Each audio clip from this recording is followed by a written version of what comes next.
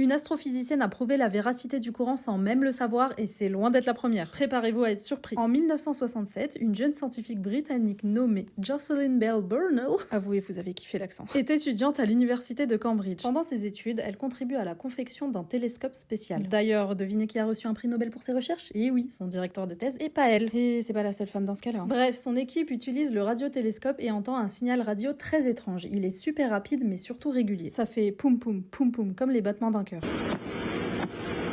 En fait, ce signal provient d'une étoile qu'on appellera plus tard pulsar, c'est-à-dire une étoile qui pulse. Ce genre d'étoiles tournent tellement vite qu'elles émettent un faisceau lumineux. C'est comme si elles faisaient clignoter une lampe de poche super puissante mais à des années-lumière de nous. Et quand ce faisceau nous touche, bim, on capte ce battement régulier. Mais voilà le truc, le Coran mentionne une étoile appelée At-Tariq, et devinez ce que ça veut dire en arabe? Celui qui frappe. Et oui, vous avez bien entendu, frappe comme un battement à chaque pulsation. Et dans le 3e verset de sourate At-Tariq, Allah subhanahu wa ta'ala nous parle de cette étoile comme ayant des éclats perçants, ce qui colle parfaitement à la description des pulsars. Du coup, comment on pouvait le savoir il y a 1400 ans? Alors, c'est une coïncidence ou une preuve?